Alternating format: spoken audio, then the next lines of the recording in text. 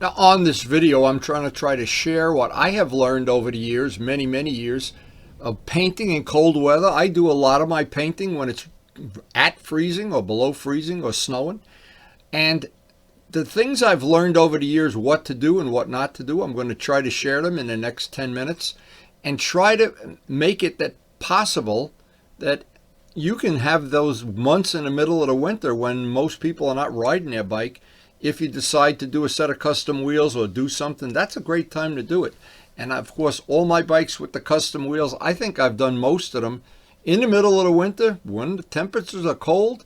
And I've learned a couple of really good pointers and lessons. I think you can use them to your advantage in the next 10 minutes. Because in my shop over the years, we have done most of our renovation during the cold winter months when you really can't ride. If you look around here, it has just snowed, probably still below freezing by a little bit. And a lot of people just put the motorcycle away for the winter and come get it in July or whatever.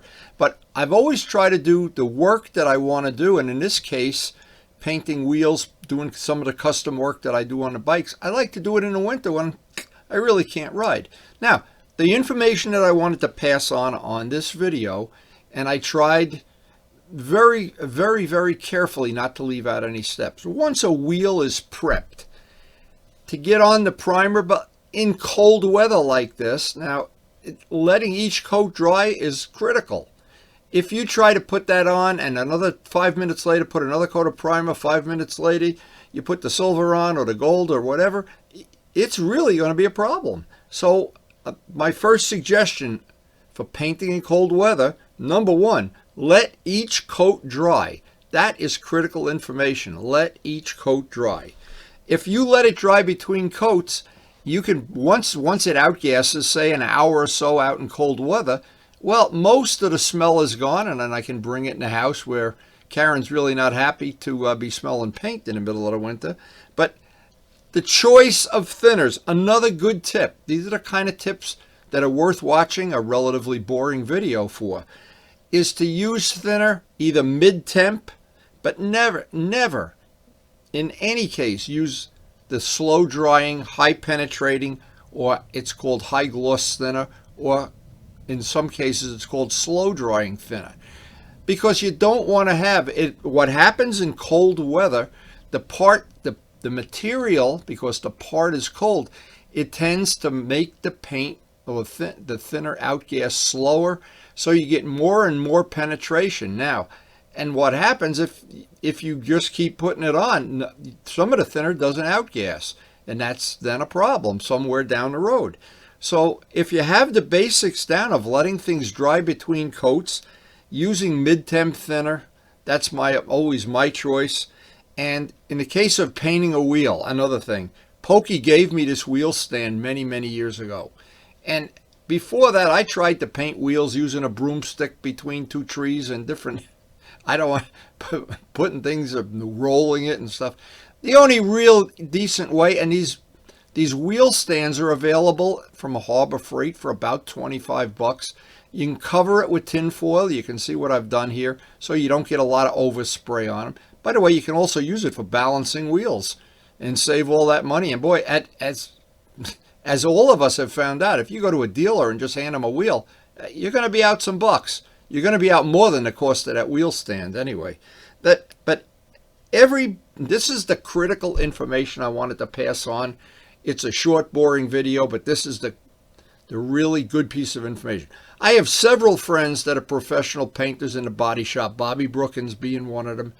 And Bob has told me a funny story that I'll pass on, that when you talk to people in body shops, every single person has a different formula for what temperature you can paint at, what conditions you can paint on. And I would say the worst possible thing you can do is try to paint on a 90-degree day, a black part in the hot sun, because it dries too fast.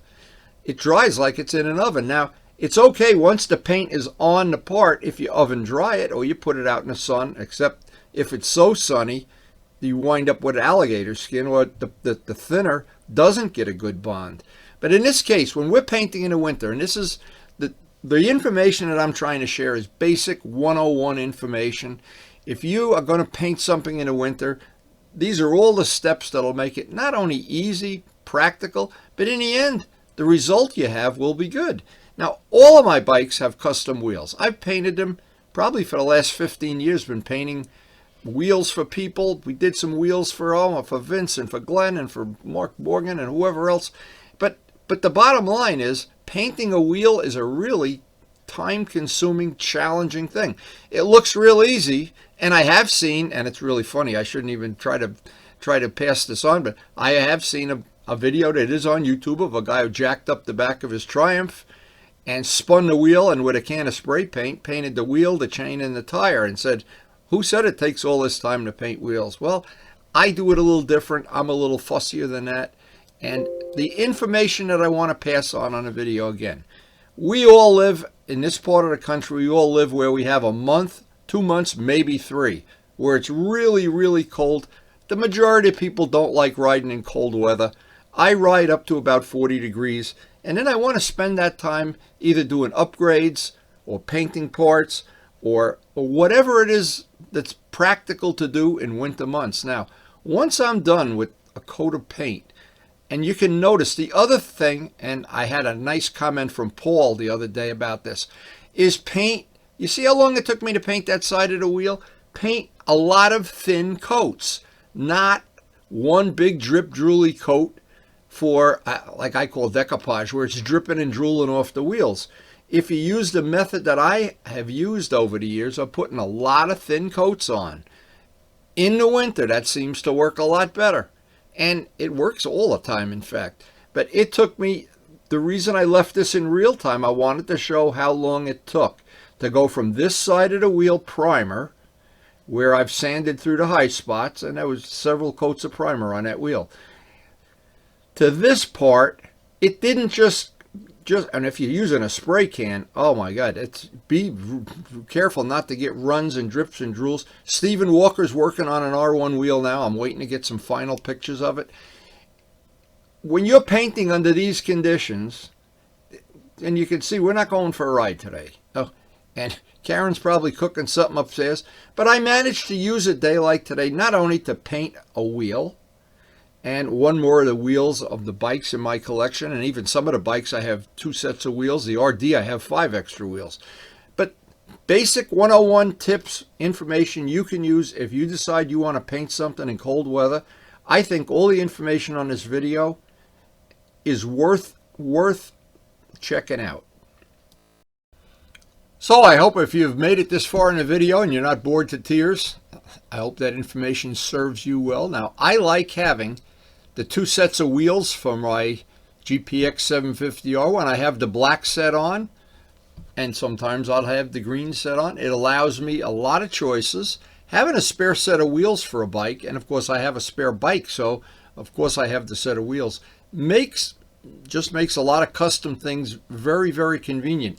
An example is you can take the spare wheels, and in the middle of the winter when it's snowing like today, you can go out and paint.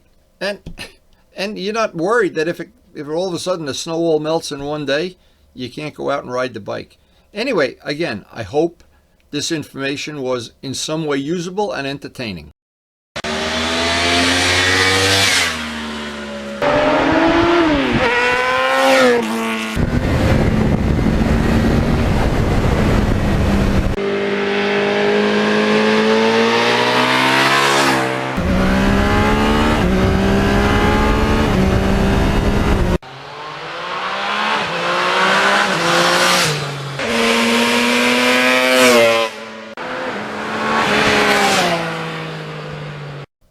And thanks so much for watching.